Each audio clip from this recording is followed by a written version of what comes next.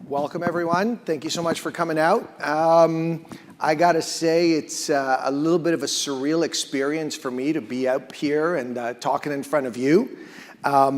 It's nice to look out and see some familiar faces, and I feel like I'm talking to my friends and my colleagues, not necessarily preaching to you. I love the fact that I can look out into the crowd and I see some familiar faces that maybe I've helped out because they're early on in their Invisalign journey. But it's also very humbling when I see people like Emil, who was kind enough to write me my recommendation letter to get into orthodontics, and other people like Jonathan or Clark, who may find that some of my presentation is a total plagiarism and stealing some of your ideas. But I suppose that's the highest level of flattery. These are my opinions and not a line.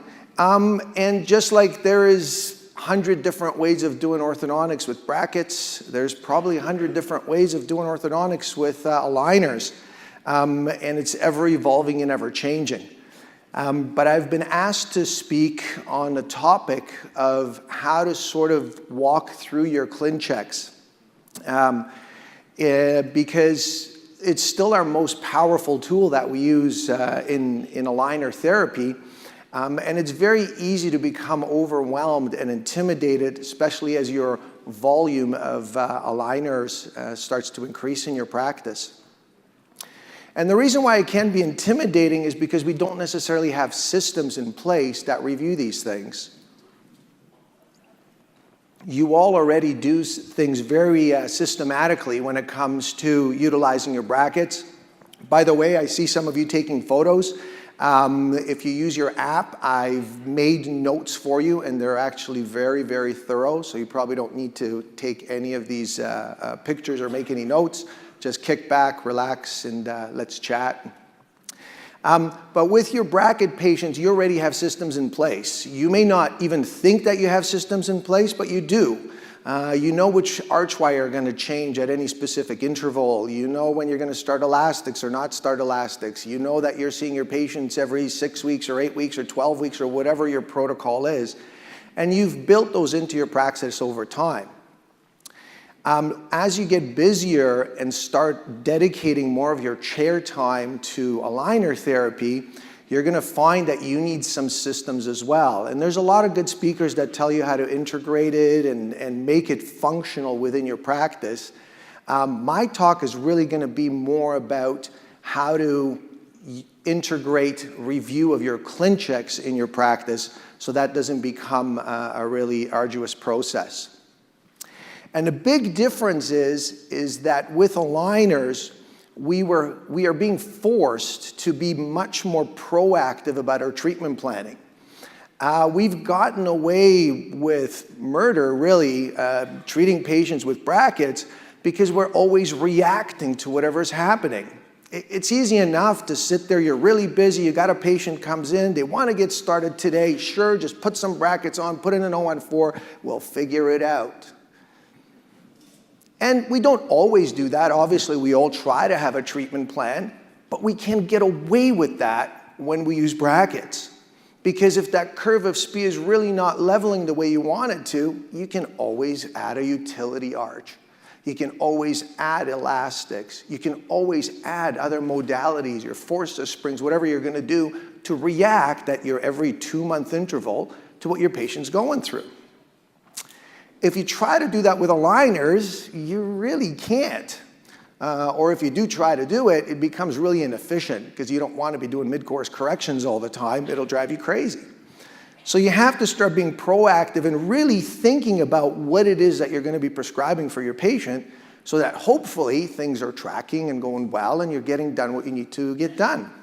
So we're going to talk about a lot how to look at your Clinchecks systematically.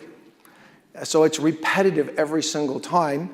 So hopefully by the time you finish analyzing any given case, you haven't missed anything and you addressed all possible issues that you may come across. We're going to be proactive about it. So I'm going to start off by asking you, what do most people think of CAD-CAM? What does that stand for? And the definition is computer-aided design. Certainly that applies in the Invisalign world. because we utilize Clincheck to design aligners. And then the CAM part is computer-aided manufacturing. Somewhere down in Mexico, your Clincheck gets converted to stereolithography, 3D printing, and you have aligners made. So that's sort of the standard definition of CAD-CAM. I disagree with this definition for the sake of today's talk. I think there's a more nefarious definition that I'm going to introduce you to. And to me, CAD-CAM can be something that a number of people will experience in the next month or 2 or 3. And the reason why they're going to experience it is because they came to the summit. They came to the summit and they got inspired, because all of a sudden they saw that there's a lot of patients out there that they haven't been treated with aligners because they thought there were limitations, and when they see some of the people that are presenting some of these awesome outcomes, they want to do more.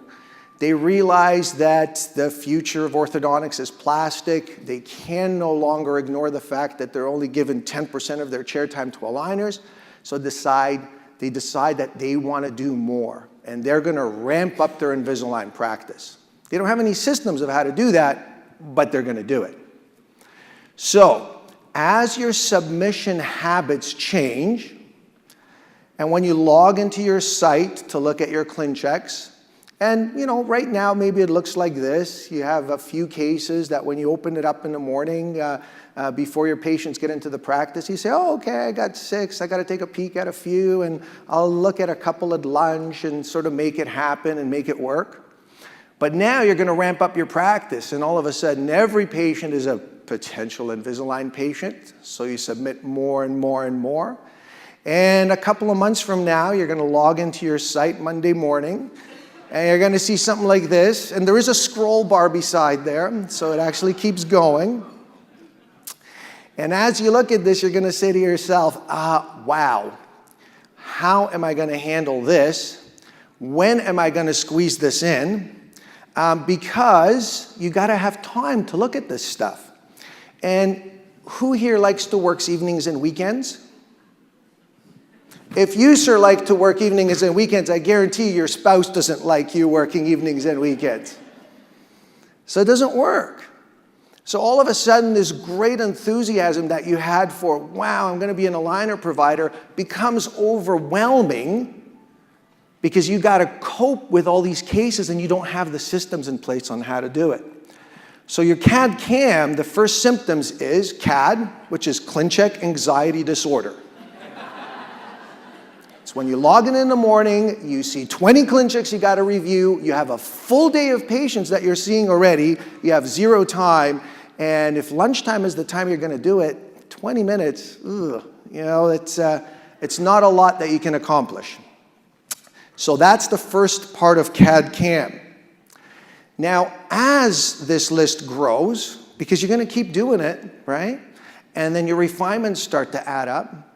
It keeps growing and growing and growing. And pretty soon, you start to change from the Clincheck anxiety disorder. You start to develop Clincheck approval madness. Okay? That's the point where you just gave up. I'm going to the game tonight. Little Johnny's got his finals. I have all these Clinchecks. I'm just going to hit approve and hope for the best. Right? It's putting those brackets on, put in the 014 NITA, and we'll figure it out. Well, you kind of can't do that because you just approved a custom one-of-a-kind appliance that is getting your patients somewhere, and if you didn't pay attention, who knows where it's taken them. So, to me, today is going to be an intervention, a prevention talk. Because I really don't want any of you to succumb to the CAD-CAM disease, which is Clincheck anxiety disorder and Clincheck approval madness. And the way we're going to do that is I'm going to talk to you about how I sort of developed a way of looking at my Clinchecks. So rather than analyzing any case sort of from beginning to end when it seems all overwhelming and you got all these teeth that are moving all over the place, I do it in tiny little bite-sized chunks. So most of my patients end up having 4 Clinchecks, most of them, okay? And the reason for that is I can do very specific things at any given one, and that way I never have to look back at it. I always do the same thing over and over and over again, just like you do with your braces, patients, okay? And it makes it pretty simple to look at any of these things in a span of 1.5 minutes, 2 minutes, which I just do in between my patients. I go to the clinic, I check somebody, change their arch wires, whatever needs to be done, give instructions to my auxiliaries, and I have my computer open. I open up a Clincheck, make a couple of changes, they call me back to the clinic, and off I go. So we're gonna go through these 4 different types of Clinchecks. You can modify it to all you want. You can make it 3, you can make it 5, whatever it is. But the idea here is that you do specific things at every single interval so that hopefully you don't miss anything. So we start off with case submission. Now, a lot of people sort of overthink it, you know, which tabs to really check off, et cetera, et cetera. It really doesn't matter all that much. The only things that I pay attention to is if I have vertical changes, you know, am I sort of having a deep bite case and I'm trying to open it, or am I having an open bite case and I'm trying to close it?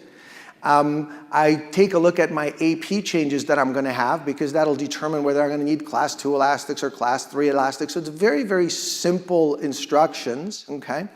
And I add any special notes that I may need to remind myself later on about what's going on with this patient. So for example, if I have really thin gingival mucosa on the lower incisors, I'm gonna put down, you know, limit proclination of lower incisors to 1 millimeter. That's it, because I gotta remember that. I don't wanna keep looking at it. Similarly, if I have an implant, I wanna check off that that tooth ain't moving. If I have a crown and I really don't feel like putting an attachment on a gold crown, I'm gonna say don't put an attachment on there and hopefully I can get away without it. So it's very basic. I know that there are people that have entire protocols and, you know, cut and paste the 20 steps that they require their technician to do for this particular case, and it's supposed to be repetitive. I've tried that. I mean, honestly, your technician pays attention to the first 3 and they have a whole bunch of other Clinchecks waiting to be approved, so then they miss stuff. And it's actually quite challenging to go through it and make sure that they got it all, that they did it all properly. So over time, I realized that less is more. For all of you that have iTero and you run the simulator, it's pretty remarkable how good the artificial intelligence already is, and how close it can sort of get you at a best guess of where the teeth should end up being. So I try to do less and less and less as far as giving them direction. I just want a general model, make it look pretty. And that's the nice model that I can always show to the patient or the mom of that's sort of where the teeth should be like lined up at the end. So they're very basic guidelines. So that's just a submission. After the submission, my first Clincheck arrives. So my first Clincheck is actually something that I got to start working at. And you start going through some sort of a process of evaluating your Clincheck. So you might start to look at and see if your technician actually repeated or followed your directions. You will look at the final position, because there's really no point working on your Clincheck. If you look at the final step and it doesn't look like you want it to look like, don't bother analyzing the whole Clincheck, just scrap it. You know, if you proclined all the teeth and it looks terrible and you really should take out some teeth, send it right back and say, you know what, my mistake, I thought I could make it work, get rid of it, let's try a different plan. Don't want to waste your time with it. Do I have any problematic movements? Do I have appropriate IPR? Is it in the right spot? Where can I get access to it? All this sort of stuff starts to creep up on you. And as that creeps up on you, you start to feel the symptoms of CAD-CAM. Where do I start? Where do I go? How do I assess this? How do I change it? Okay? Because it does seem overwhelming. There's so many options, so many things you can do. Where do you start to figure out if your Clincheck is reasonable or not? So, in order for you to never have to go through CAD-CAM disease, okay, I'm going to give you the preventive means of accomplishing that by providing you with the CAD-CAM prevention mantra. Okay? Yoga is really hip these days, so if you're going to meditate and do yoga, this is your CAD-CAM mantra, and it goes something like this. It's very simple.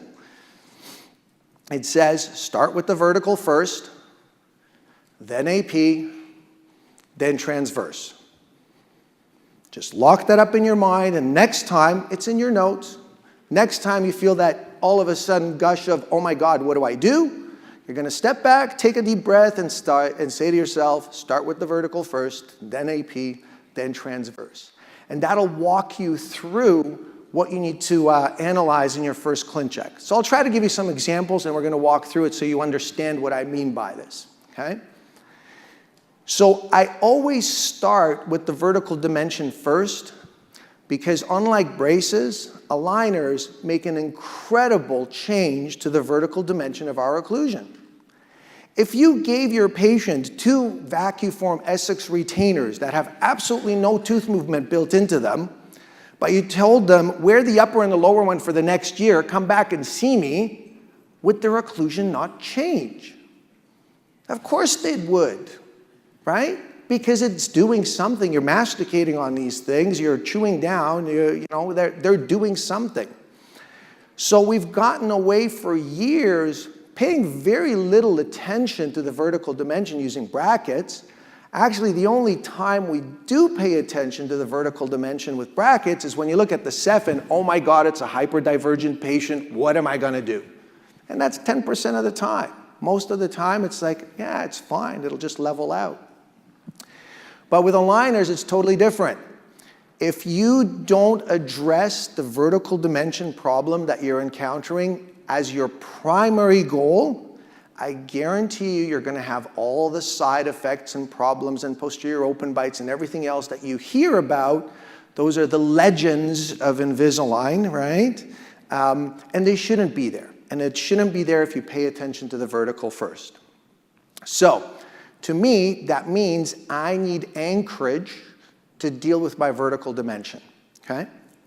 Now, there's tons of different attachments, and some of them are really cool. John Morton and the team, they're always working and coming up with some new ones. They're awesome, although we can't change any of those. We don't have the option to pick and choose precision attachments. It's something that's built into the algorithm. What we can choose is conventional attachments, and those are the ones we're going to utilize to make the changes that we want. There's really 3 varieties. The elliptical ones are sort of historical. I don't think anybody's really using them anymore. Some people really like using the rectangular ones. I don't, but if you do and they're working for you, that's perfectly fine. I really only use the beveled attachments nowadays. That's the only thing outside of precision ones that get auto-populated, and it'll make sense to you in a second. And the reason why I gravitate towards beveled attachments is because aligners push. Aligners only push. They're different than brackets, that wires that pull teeth into place. Aligners push. And in order for them to push, they need a surface area to push on.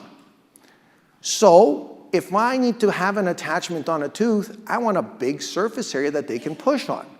It doesn't take much math knowledge. My background is in math and physics, but I think all of you at some point heard of the Pythagoras theorem.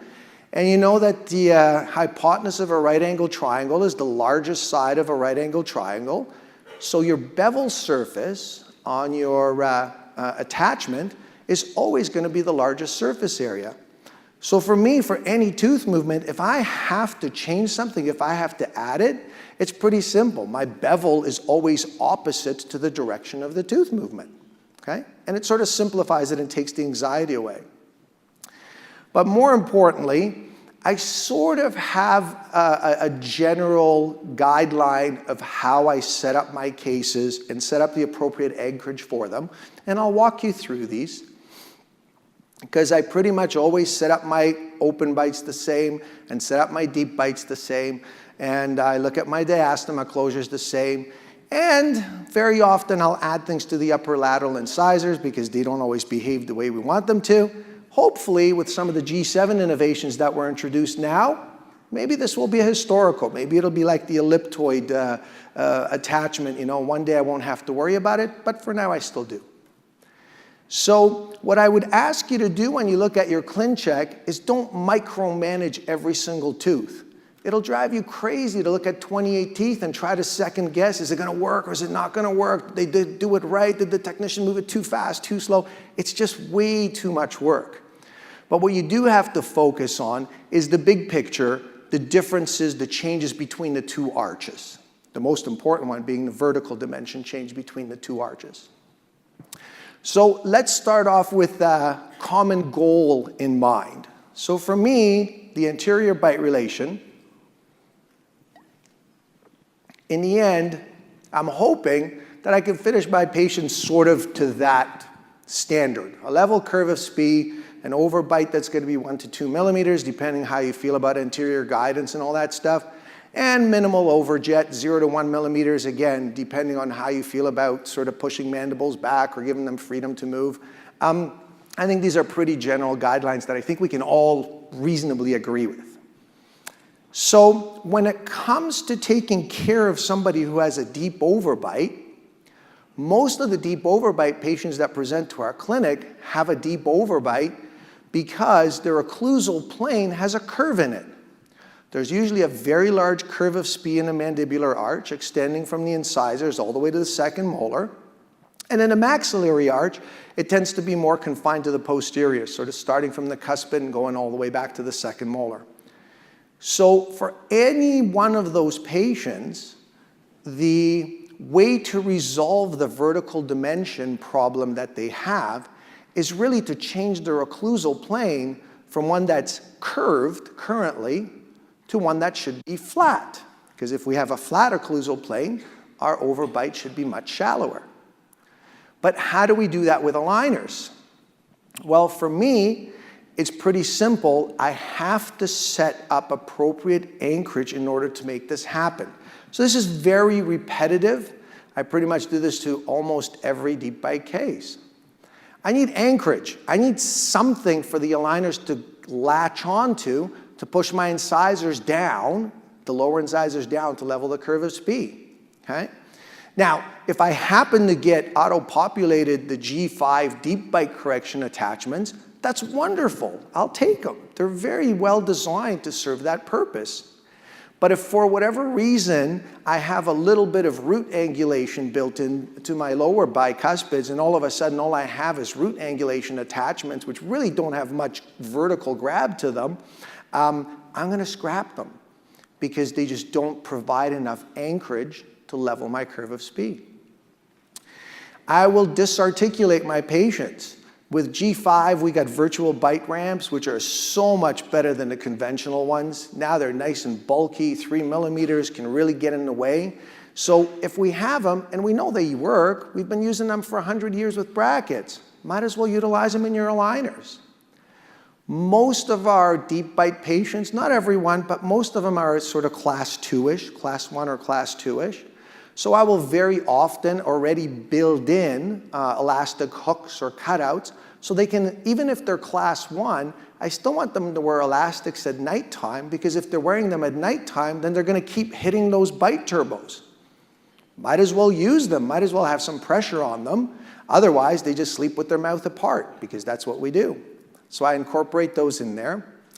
I try my best, if possible, to have all the molar movement changes done earlier on in my treatment. So that way, if I'm 2 to 3 months away from completion, I'm dispensing my last set of aligners to my patient. If it looks like I'm struggling with getting a nice contact in the posterior, I can always trim my upper aligners to be shorter, 5 to 5, and ask Mother Nature to help me out and just have passive eruption of my molars.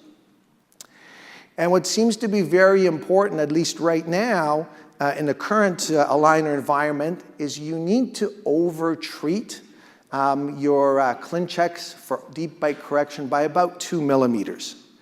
I don't know exactly why that is. My hypothesis is your patient's wearing 2 wafers of plastic, 0.5 millimeter thick on top and 0.5 millimeter thick on the bottom.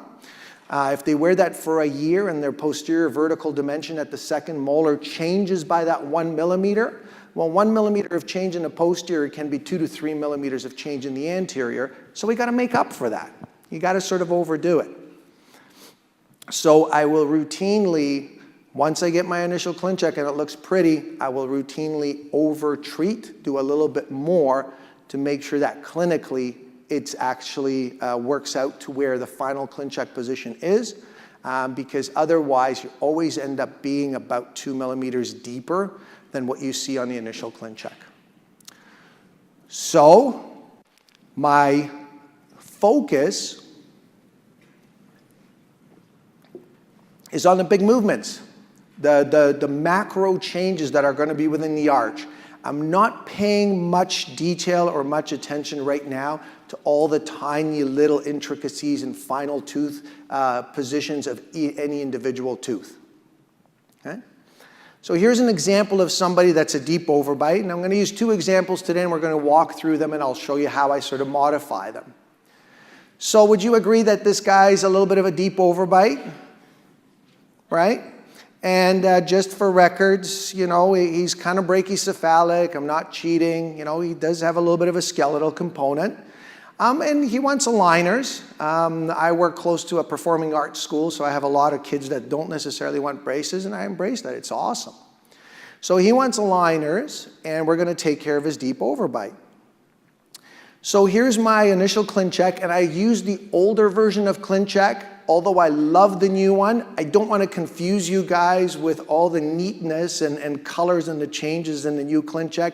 Most of you have been using this one for the last few years, so this will be very familiar. But it works exactly the same in 5.0. So my instructions are fairly basic. I just ask the technician to do a specific amount of intrusion of the teeth. And then this is my first raw Clincheck. This is how it comes back. And when I turn on my 3D tools, all I simply look at is the final position and assess my attachments. Now, as much as I love these tiny little attachments for rotation and root tip, that's not my big problem here. That's a very small movement on any individual tooth. It's certainly not going to help me to level that curve of speed. So I just get rid of them and change it to the conventional ones. Again, if it was something that, if it was a G5 attachment, I would probably keep it. But right now, my focus is get the overbite taken care of. Similarly, on the left side, on the bottom, I have good amount of anchorage. I have some fairly large attachments, but not up on top. So again, the focus here is deal with the vertical dimension first. And that's kind of different because with braces, we focus so much on ideal tooth position first and everything else comes afterwards that now we have to change our mindset and say, hey, if the tooth position isn't absolutely perfect on an individual tooth later on, we can fix that with refinement or additional aligners. But I sure as heck don't want to have refinement where I'm going to have to keep working with my deep overbite. I already asked for some cutouts because and I'll talk to you more about why I have cutouts here for elastics. But basically, I just changed my attachments. That took, I don't know, maybe a minute. And then the only other thing I'm looking at is it looks like I got a little bit of an elastic jump. So I put on the grid. I sort of give myself a reference line and just see how big the jump is.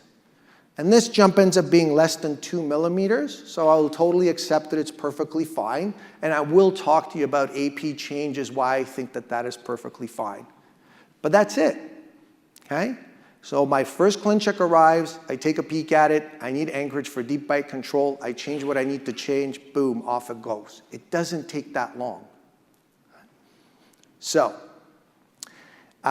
let's now continue and look at open bite setups, because for the deep bite I explained to you that my anchorage is pretty much at the bicuspids.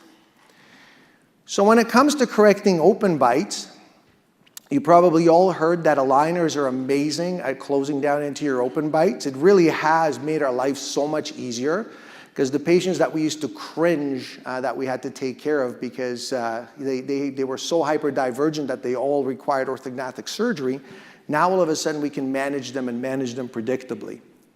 The only thing is that the default from Align currently requires us to still get to these sort of end criteria, which doesn't really work very well for me. Because the reality ends up being is if you have somebody that's a skeletally an anterior open bite, so hyperdivergent dolichocephalic patient, what we need to do is either change the underlying skeletal structure, which means orthodontic surgery, but if our patients don't desire that, then we have to do dental compensation. And dental compensation usually means that we have to change the occlusal plane in order to make that work. So my approach for open bite patients is I need to take them from having a very flat occlusal plane, because most of the time that's how they present, and we need to make their occlusal plane now curved. We have to introduce a curve of speed. So how do we end up doing that? So this is, again, dealing with the vertical dimension first. So this is sort of my breakdown of how it should work. This is in your notes. If you pay attention, I will walk you through it, and hopefully it'll make sense. The gold standard ends up being posterior impaction of the maxilla. So what we want to do is intrude our upper molars. But in order for us to intrude the upper molars, we need anchorage. So our anchorage is created by having robust attachments on the upper bicuspids. Okay? Now what's going to happen is as we're intruding those upper molars, we are going to lose some anchorage.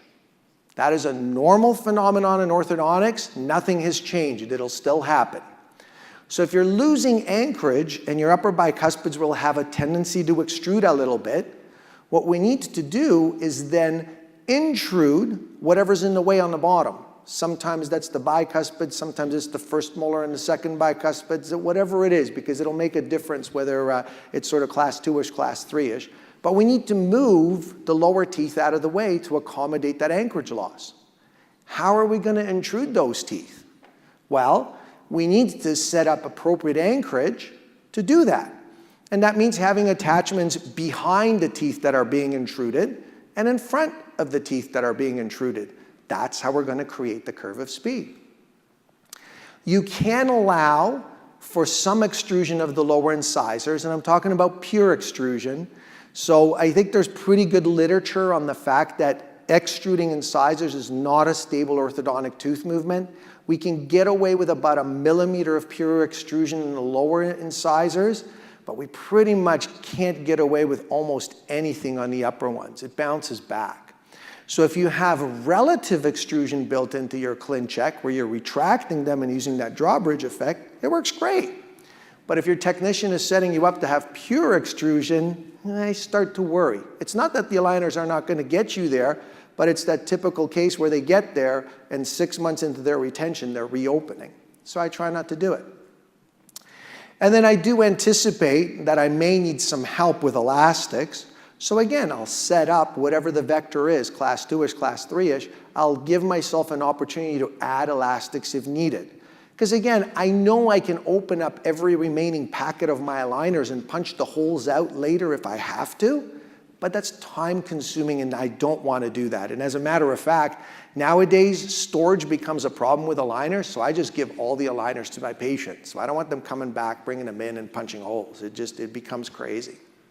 So anticipate what else could happen. And that's pretty much it. So again, if you're going to be setting up a case for an anterior open bite closure, it's a little bit different than the aligned default. Okay? I pretty much know that I'm going to need attachments on the upper bis to intrude my molars. I'm going to need to intrude something on the bottom to create my curve of speed. And whatever I'm intruding, I need attachments behind it and in front of it to give me the anchorage to do that. That's it. It's not that complicated and it's very repetitive. The reason why I think this works is in a braces world, we tend to look at patients, and you have patients that have a deep overbite. You have patients that have a good overbite now. You don't think you need to change it. And we have patients that have an anterior open bite. So those are sort of the three varieties. The thing is in the Invisalign world, those three varieties don't exist, because the minute your patients start wearing aligners, they're getting deeper. So even the ones that look ideal now, you sort of have to take into consideration that by the time you're done, they're going to be deeper. So to me, there's only two types of Invisalign patients. There's deep bite ones and open bite ones. So my anchorage preparation is pretty much always the same. They're either an open bite or a deep bite, and that's how I start. It makes it really, really easy. Okay? So remember, you start with the vertical first, then we start looking at the AP changes and transverse. So let's keep going with this and let's keep building on this, okay? Because if we need to do AP changes, we need to determine how to best make them and what are the limits that we're up against. So I always think of it, it's not as easy as 1, 2, 3, it's as easy as 2, 4, 6. And I sort of set those guidelines and those boundaries because for me, if you wear elastics, just pure elastics, I can get a 2 millimeter AP change with brackets without any problems. You have somebody that's a mild class 2, you give them some rubber bands, wear your rubber bands, guess what? They become class 1, it's fine. So there's no reason why that wouldn't happen with aligners as well. So if they're a mild class 2, or you get an elastic jump from your technician at the end, like the Clincheck that I just showed you, that had less than a 2 millimeter jump, I'm perfectly happy just, yeah, that's fine, wear your elastics and it'll be great. But as it starts to be a bigger jump, it becomes less predictable. Because yes, once in a blue moon, you will have a superstar patient that will take you from a full cusp class 2 and just by wearing elastics will fix it entirely. But that's not predictable and it doesn't happen every time. And I want to make sure that whatever I'm prescribing to my patients, it's very reproducible. I want it to happen over and over and over again. So once I reach that 2 millimeter threshold, if the elastic jump, let's say, came back and the elastic jump was 4 millimeters, the only thing I would do is write a quick note to my technicians and say, give me sequential distalization of 2 millimeters first, and then whatever's left over, do the elastic jump. I limit that at 2 millimeters because again, yes, you can get a Clincheck which distalizes your molars 5, 6 millimeters, but it's not predictable. It heavily depends on the compliance of your patient, and we have oodles of literature and data to tell us that whether you use a pendulum appliance or a distal jet or whatever you want to use to distalize upper molars, even if you distalize them a lot, eventually the anchorage gets lost and you come back to somewhere in the 2 millimeter range. So 2 millimeters is very reproducible. Why not make my Clincheck look realistic? Even if in the end it doesn't give me exactly what I want to see, at least I know whatever I'm prescribing, whatever plastic I'm dispensing is actually going to get me at least till there. And if I get more, bonus. But it allows you to have a nice conversation with your patient and give them something that's real. Once for any of those guidelines, I can cheat and add some IPR in the buccal segments. And by adding IPR, I can usually get about an additional millimeter of AP change. If you do 0.5 millimeters between all your bicuspids, that adds up to 1.5. You're going to slip some anchorage, about a third of it, so you can get about a millimeter back. Once I sort of hit that 6 millimeter mark, I'm usually thinking of something alternative. I'm usually thinking, okay, you know what? Maybe I got to do a phase 1 here first. Maybe I got to introduce a carrier distalizer. Maybe I got to do a crossbow or Herbst. Whatever your favorite functional appliance is, it doesn't matter. Because again, I want this to be predictable. So I want to get them closer to class 1 before I start using aligners, unless it's an extraction case. Okay? So that's how you break it down. So when it comes to your AP changes, if your jump is less than 2 millimeters, that's it, you're done. If it's more than 2 millimeters up to 4, then you tell your technician, give me sequential distalization of 2 and then remaining with elastic, okay? And if it's much bigger than that, you may want to reconsider your treatment plan.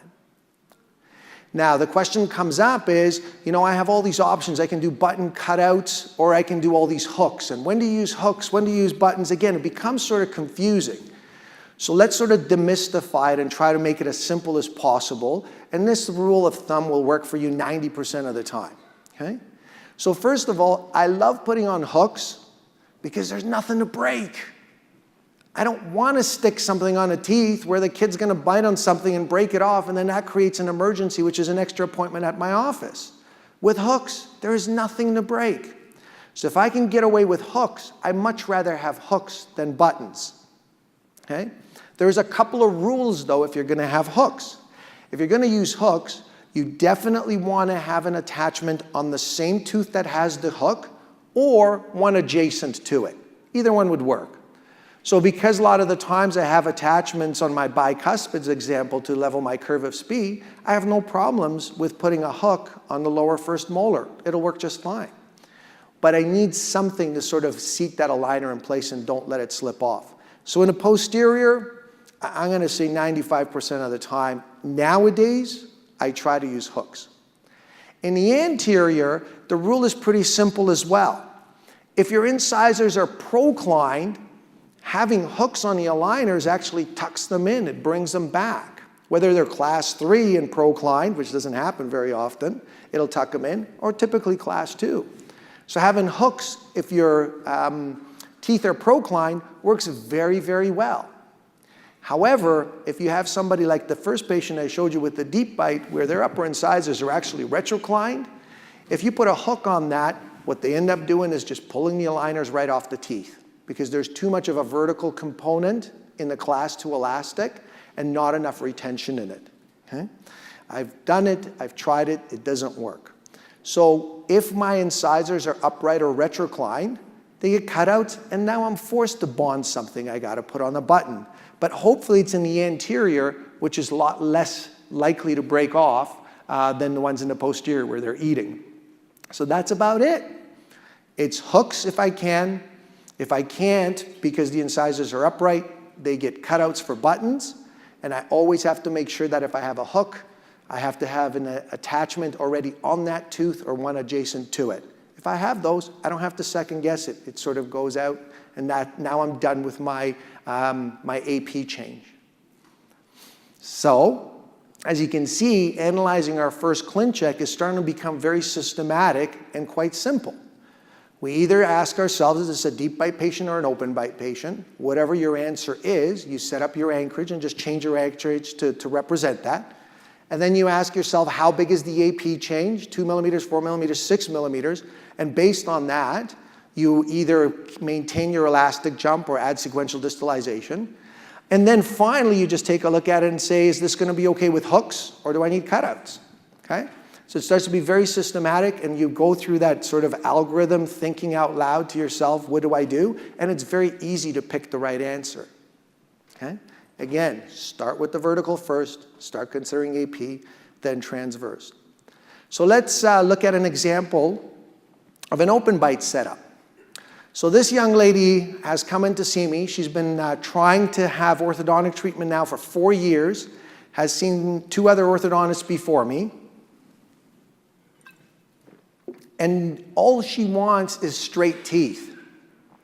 Most of these anterior open bites, these people don't walk into our office and say, I really can't bite through lettuce. If you really probe them on it, they'll tell you that. But that's not their chief complaint. Their chief complaint is they want straight teeth. But everybody is terrified of putting braces on them, because when you look at that ceph, you know that the minute you put brackets on them, you start thinking, imagining brackets on those teeth, and that bite starts to open up. And the problem is everybody's aware of the fact that your patient may not have a problem with her anterior open bite today. But boy, oh boy, if you open that up by another 2-3 millimeters, she might notice. So she's gone through 2 consults, and they all said, yep, no problem, we'll take care of it, but you need orthognathic surgery. I don't want orthognathic surgery. I'm happy with my facial profile. Can you just please straighten my teeth? And that's very challenging to do with brackets. Fortunately, with aligners, it becomes much, much simpler. So here is my Clincheck for an anterior open bite. And it pretty much always goes the same way. So if you notice, these are my instructions. Intrude upper molars. That's it. I didn't ask for much else. Now my technician still didn't listen to me, because you'll see they intruded the lower molars too. But that's okay, I can take a look at it and deal with it. But my idea is exactly the same. I need anchorage in order to intrude those upper molars. So I change attachments and give me something more robust on the bicuspid. So now I have the necessary anchorage to intrude my upper molars. I know that my upper bicuspids are going to extrude. But if I look at my lower arch and use the superimposition tool, my technician intruded my lower molars too. Okay, it's not the end of the world. They're really good people and they really try. So just take a look at it and say, okay, that's not going to work.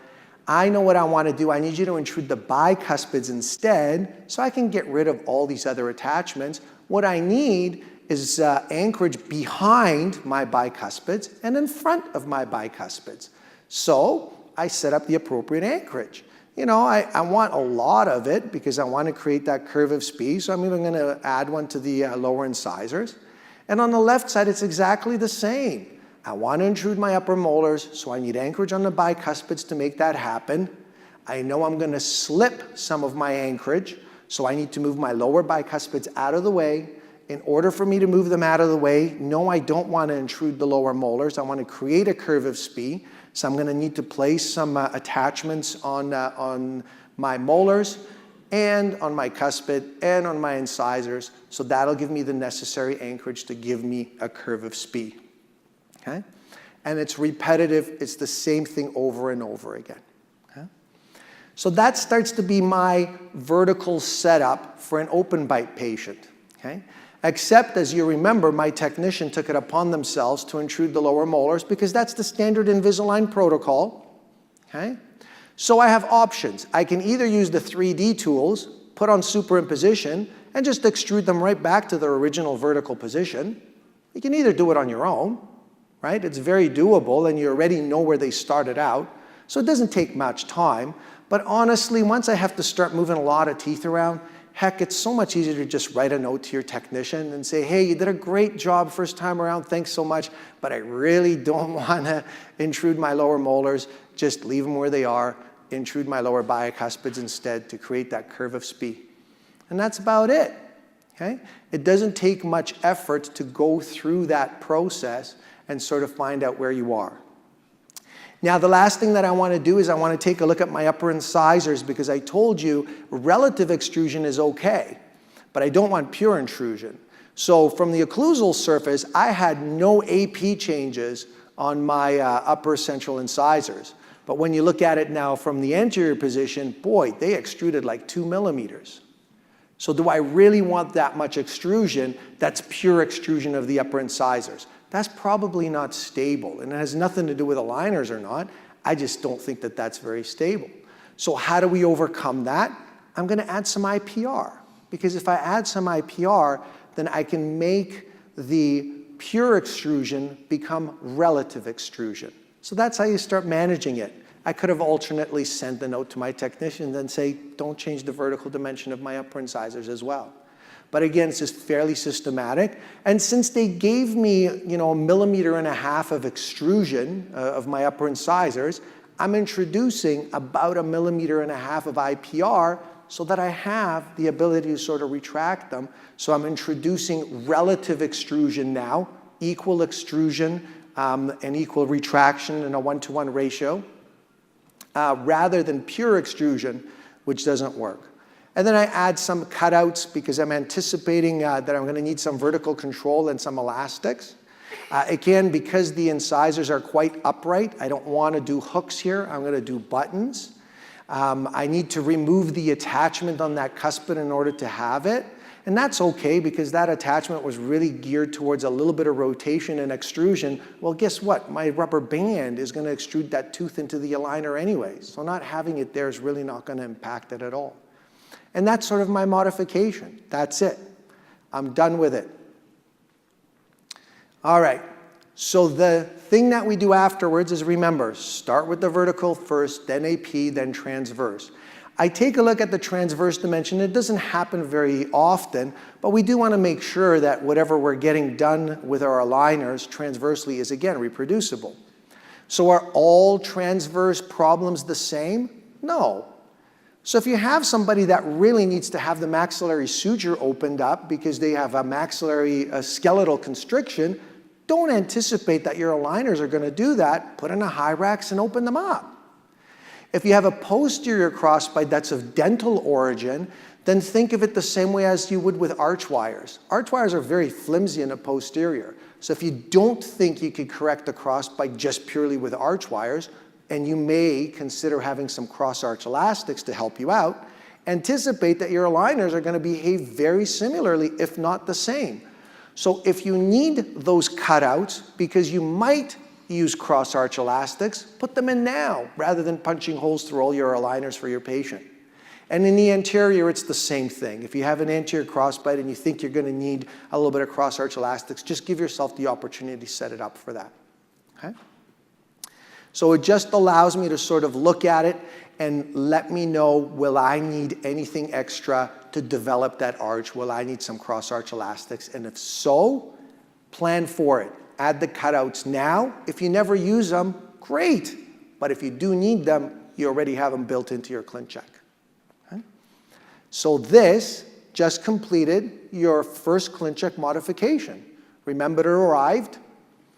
You ended up changing the attachments to give you the necessary anchorage to deal with the vertical dimension, whether that was open bite or a deep bite. We checked the AP change and made appropriate changes, and then checked transverse. There was really nothing going on with the transverse dimension for these patients, so there was really nothing else to add. And that's your number one. Okay? So as you did that, now you submit, and off it goes into the void. You've just completed your number one Clincheck modification. All right? So for Clincheck, because I told you I typically do 4 Clinchecks, right? So for Clincheck 2, 3, and 4, I'm going to introduce you to your next mantra. So as it comes in, you don't have to be all intimidated by it. And it goes something like this. Over-treat as you have done, stage your visits, then have fun. And who doesn't like to have fun, right?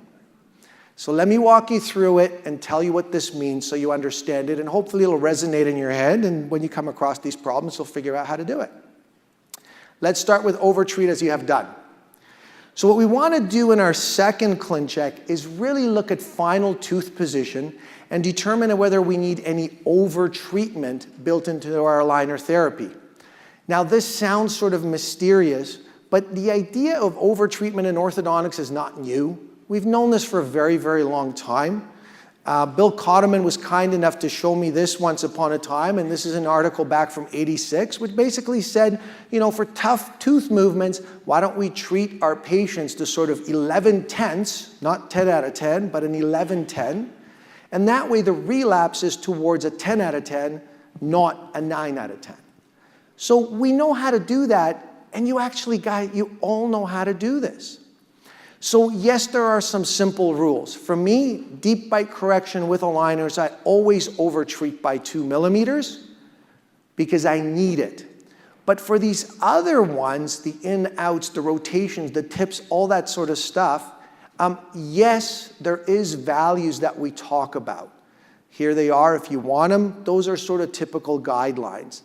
But the question becomes, do you really want to overdo all of these sort of modifications on every tooth in the arch? Does that make sense?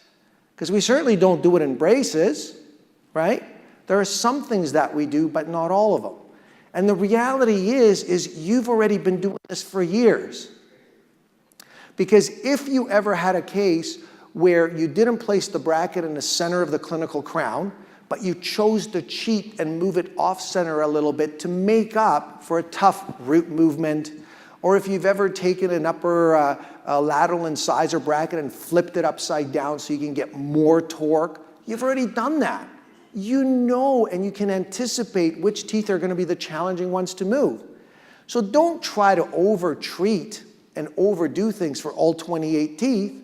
Just pick the ones that you think your gut feeling is telling you, hey, you know what? This one I would do a little bit more. And because I would do a little bit more with my brackets, I'm going to do a little bit more with my aligners. So if it's an individual tooth that you're going to reposition and do a little bit of extra, then just use your 3D tools and do and adjust that particular tooth. In the same way, if you look at your case and say to yourself, man, I really anticipate putting in a reverse curve wire here, or I really anticipate over-expanding my arch to sort of broaden it, if any of those things are going through your mind as far as coordinating your arch, then that's the over-treatment you're going to add to your aligners in the same fashion. If you anticipate that you need more torque on the upper incisors because that patient I showed you was very retroclined, and in a braces world, you would probably end up taking your pliers at some point in time and adding a little bit of extra torque to that final arch wire to get full expression of torque in your bracket. In the same way, we want to overdo a little bit of that movement in our aligners to get full expression of the torque that we're hoping for. It sort of demystifies it. You guys all know how to do this.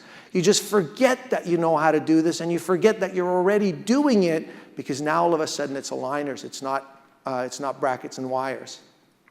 So when it comes to analyzing my second Clincheck of which teeth I need to consider over-treating, I'll always take a look at the blue and black teeth in my tooth movement assessment table, because those are a little bit more challenging for aligners to sort of get us to the end there. So I will consider those.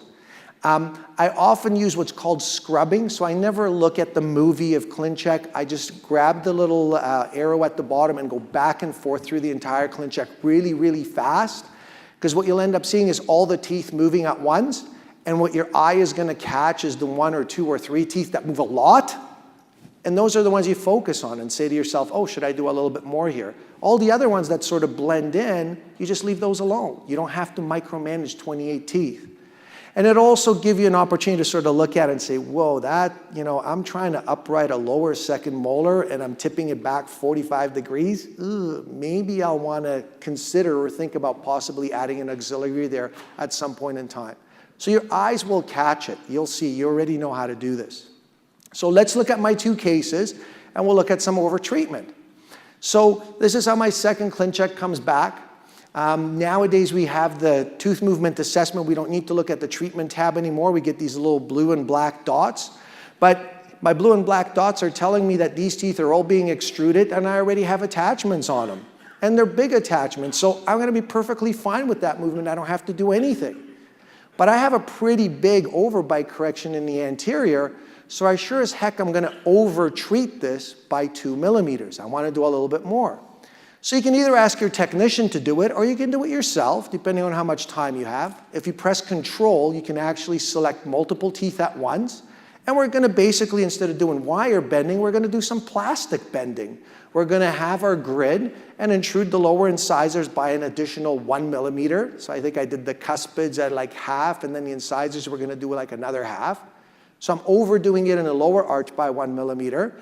And I'm going to do the same thing in the upper arch. I give myself a point of reference, pick my incisors by holding down Control, and we're going to intrude them by another millimeter. Now you decide, based on what your patient's smile arc looks like, whether it's always going to be the 2 millimeter correction in the upper arch, the lower arch, or split the difference. That's your job. But that's pretty much all I wanted to do for the overbite. And then the other thing is that especially the 2 central incisors were quite lingual verted. So that's a lot of torque that I need in order to get them to give me a lot of lingual root torque. So again, those are the ones that sort of jump out at me. That's the tough movement. That's the one that I would anticipate I would have to add more into my arch wire. So I'm going to bend the plastic to give me a little bit more. I want to get a little bit more torque out of those centrals, and whatever that is. If you're a numbers person, then type in a number into the tooth movement table. I tend to do it a little bit more organically. I just feel it out. Because I think that's the way I would do it with my arch wire. I would never sit there and add an additional torque and then take out a gauge and measure exactly how much I give it. I just sort of do it. And I think we all sort of practice that way. So these are the modifications that I did for this patient. And that's about it. So that's my over-treat. That's my approach to it. That's my modality. And once I finish that, I'm done. I know that everything's been completed in this Clincheck and I can move on. In the open bite patient, we're going to look at it as well. And this time around, what I'm going to do is look at a little bit of scrubbing. Now, the first thing I want to do is I want to make sure that my technician followed my instructions. So now notice my molars are where they're supposed to be, and it's my bicuspids that are being intruded. So I'm happy they followed my directions the way I wanted them to. Okay? And then I check my upper central incisors to see whether they got rid of that pure extrusion. So again, you can just pop on your grid and you look from the occlusal and see how much, give yourself a line of reference and see how much your incisors have been retracted with the additional IPR that I added. Okay? And I get, maybe 0.5 millimeter or something like that, not a ton. And then compare that to the amount of extrusion that we have now. And last time I had almost 2 millimeters, a little over 2 millimeters. Now when I do this reference line and sort of go through it, you'll notice that it's quite a bit less. It's maybe about 1 millimeter. But I have now retraction of about 0.5 millimeter and extrusion of about 1 millimeter. So now I'm getting into that realm of equal extrusion and retraction. It's relative extrusion. It should be much more stable. So they followed my directions, and that's all I wanted to check. The next thing I want to check is, what should I over-treat here? Right? Because our Clincheck number 2, our modifications are all about over-treatment. So if you hover back and forth with the compare to original, it's kind of fun. You get to see beginning and end, so you start to see these big tooth movements. And that upper lateral on the left ends up being rotated quite a lot. So I'm just going to do it a tiny bit more to make sure that it fully expresses. And similarly, the central is the other tooth that sort of moves a lot. So I'm going to do it a tiny bit more just to make sure that it's fully expressed. I look at the bottom and see if there's any big movements, and there's really nothing remarkable here. It looks like fairly small tooth movement. So I'm not all of a sudden going to start adjusting every single one of those, because it's going to work out just fine. Okay? I do turn on the occlusion table because I want to see the occlusion, and I happen to still have occlusal contacts on my second molars. Now, if I have an anterior open bite patient, I sure as heck don't want to have my final set of aligners still have contacts on my second molars. So just like I over-treated my deep overbite by adding those 2 millimeters, I will make sure that my upper second molars are not in contact, not in occlusion, when I'm done with this. So that's my vertical over-treatment. And that's it. That didn't take so much time, and I certainly didn't try to do this to every single tooth in the arch, and I didn't get overwhelmed by trying to pay attention to what every single tooth is doing. So once you finish that, you press submit, and off it goes into the ether. Okay? That was your second modification. So remember, we did over-treat as you have done. Now stage your visits. So that's your Clincheck number 3. So when it comes back to my office, I take a look at it. As soon as I see that it's number 3, I want to start thinking about, how do I stage this? What's my protocol? And a lot of that has to do with how you practice. If you see your patients every 4 weeks for brackets, then see them probably every 4 weeks for aligners. Otherwise, you got to start creating different templates in your workflow to accommodate these patients. And it might not drive you crazy, but believe me, your receptionist is now hating you, right? So whatever you're currently doing, if you're seeing your bracket patients every 8 weeks, see your aligner patients every 8 weeks. And that means you might have to change the number of aligners that your patient is going to have at your final Clincheck, because you don't want to muck that up. So I used to see my patients every 8 weeks, so I always made sure I had 8 weeks worth of intervals. I also made sure that if there was an attachment to be changed or any IPR added, it always happened at the intervals when I was seeing my patients. I didn't have to bring them in between appointments to try to accomplish certain things. And I needed access to things like my IPR site at those given visits, not just randomly when it occurs. And that's the sort of stuff you just communicate with your technician. Just say, hey, I need more aligners, I need less aligners, you need to change the IPR from aligner 8, change it to aligner 9, whatever it is. It just makes your life easier. For me, IPR has always been a big challenge initially. I used to use all the gauges and measure these things, and it used to drive me crazy, especially once the teeth are loose, because the PDL space, it'll move out of the way for you. So I simplified my IPR a lot. You don't have to do this, but this is how I do it. I only ever ask for IPR of 0.2, 0.3, or 0.7. That's it.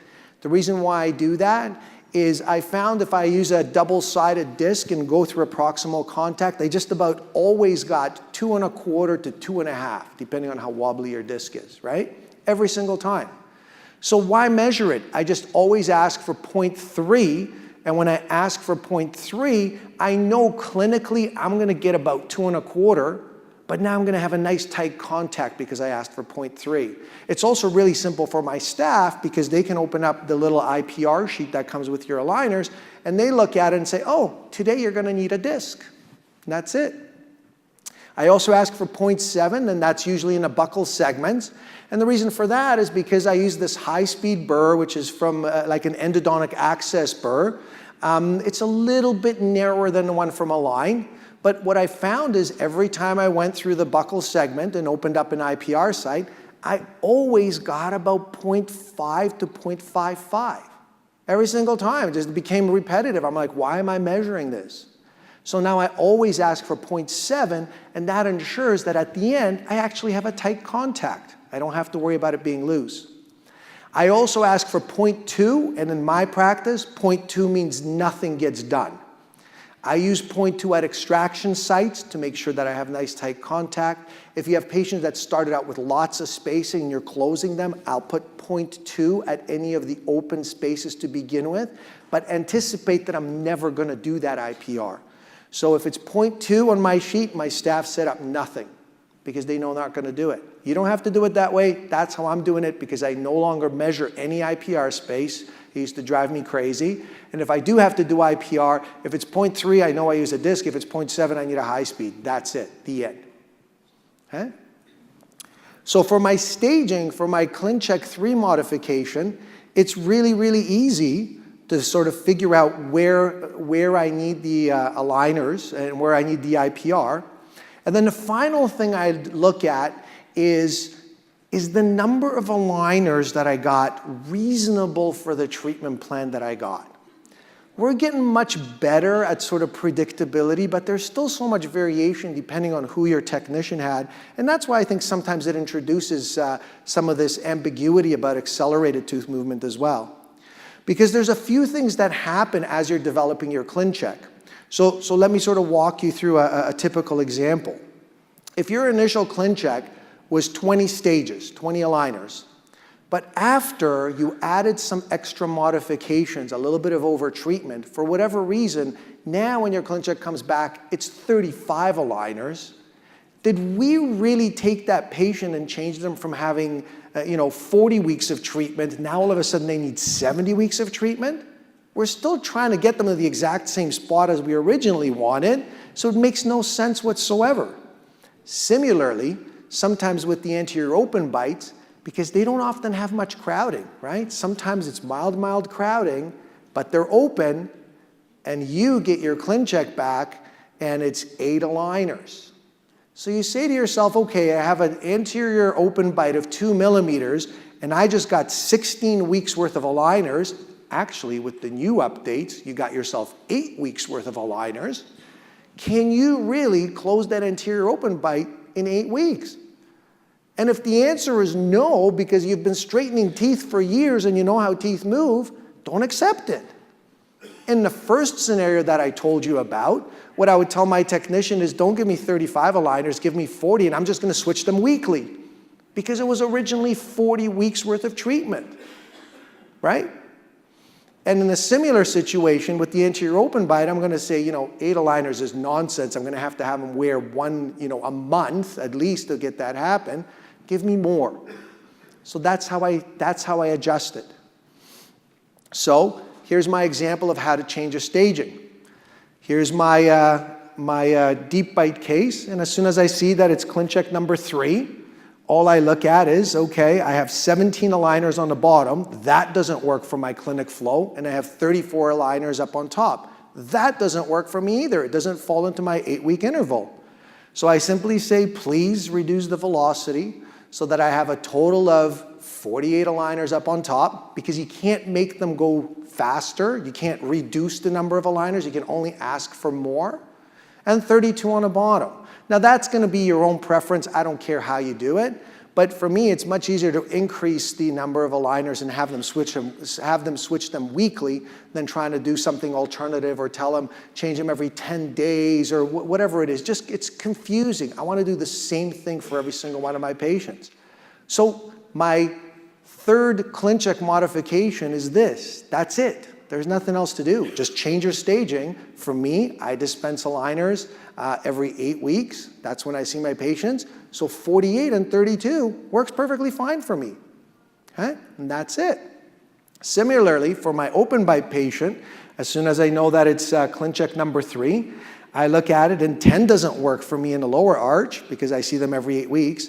And 20 kind of sort of works, okay? Because that's not too bad. I can sort of make that happen. Sorry. I can sort of make that happen. But I got to make sure that I have enough aligners to close down this anterior open bite. And my rule of thumb is I know I can predictably intrude upper molars 0.1 millimeter a month. That's very predictable. That's probably conservative. So I have 2 millimeters that I need to close in the front, 1 millimeter at the molars, which should give me about 2 millimeters, 2 to 3 millimeters in the anterior. So I know I have to intrude my upper second molars 1 millimeter. Because they're going to intrude at a rate of 0.1 millimeter per month, all of a sudden I know that I need 10 months worth of aligners. So I order 10 months of aligners. Because I can only speed things up, I can't reduce them. I'm going to ask to give me 40 aligners, and that gives me about 10 months worth of treatment. And that's it. After that, just submit. Okay? So that's your modification number 3. Once you've submitted that, your next Clincheck is going to come in. And remember, I told you, you're going to over-treat as you have done. You're going to stage your visits, which you have done. And now is the fun part. Because your 4th Clincheck now comes in. And the fun part is that there's nothing for you to do. You've already done all the work. You've set up your anchorage. You've done all your over-treatment. You've done all your staging. So when my 4th Clincheck comes in, when I see that number 4, that's when I know I have to just press approve. I'm done. I've done all the work. And I've done it systematically, so I haven't missed anything. So the examples here become very simple. I look at the number. If it says number 4, sometimes I'll check my own comments because the last comments I ever make are based on velocity. So when I do that, I know I can press approve. So I have 48 aligners for this guy, and we're going to swap them weekly. So that's 48 weeks of treatment. Now I want you to know that all the modifications that I showed you, I've timed those. So I had a little timer for the little videos, and the combined length of all the little videos that I showed you was 5 minutes. Okay? It was in little chunks, but it was 5 minutes. So that didn't take very much time. The first one was probably 2 minutes. The next one was 1.5 minutes. Then the following one was 30 seconds. So you don't need to be overwhelmed and take all your Clinchecks on evenings and weekends and try to spend a lot of time doing them. You just have to do it in tiny chunks, and it doesn't add up to a ton of time. Similarly, and this is how it turned out. Dispense plastic every 8 weeks, wear your elastics as needed, change your aligners weekly. Come in at the end, put on retainers. That's a great end result. And I doubt I can go from that at the top to the bottom with brackets in the same amount of time. Because with brackets, what I would do is procline the heck out of the upper incisors, and then I'd be fighting and chasing to try to get them all back. I have so much more control with aligners. I don't think I can do that in under a year with brackets. With aligners, I can. And this is where it becomes really, really profitable, and all of a sudden that lab bill doesn't seem so bad. For our other patient, again, when it hits number 4, all I do is press approve. I have nothing else to do. And the total combined time with all those Clincheck files that I showed you was 8 minutes. And that was a lot because really I had to explain to you what I was doing. My technician didn't get the lower molars right, so I had to make alterations to it. I had to double check that they didn't give me pure extrusion of the upper incisors. So you can see really for me, I could probably cut this down to about 5 again. It doesn't take a lot of time to do these things if you do them systematically and repetitively. And this is how she turned out. So she came in and I gave her retainers, and I actually asked her if I can do a refinement for her because I wanted to IPR the distal of the upper cuspids just to get it a little bit better. And she told me, I've waited for 4 years to have my teeth straight. I'm not waiting any longer, so the answer is no. But the reality is I could have ordered a few more for her and take this from an A to an A+. But again, for me to say, okay, I went from here to here in under a year, and all I did is dispense plastic, is pretty remarkable. Outside of the fact that she's super dolichocephalic, very high angle case that under normal circumstances would require orthognathic surgery. So my message to you is have some systematic things that you do with your Clinchecks. And be confident if you do the same things over and over again, you haven't forgotten anything. You don't have to look at your 10th Clincheck and go through all the tooth movements to figure out, did you get it right this time? Do specific things at your specific Clincheck and you'll have a much easier time, get you much more predictable outcomes. And most importantly, you will avoid having CAD-CAM behavior. And instead of having CAD-CAM behavior, you can have some fun using aligners. The only thing you need to do is remember, start with the vertical first, then AP, then transverse. That's for your first Clincheck modification. Afterwards, you're going to over-treat as you have done, stage your visits, then have fun. Thanks so much, guys, for spending the day with me.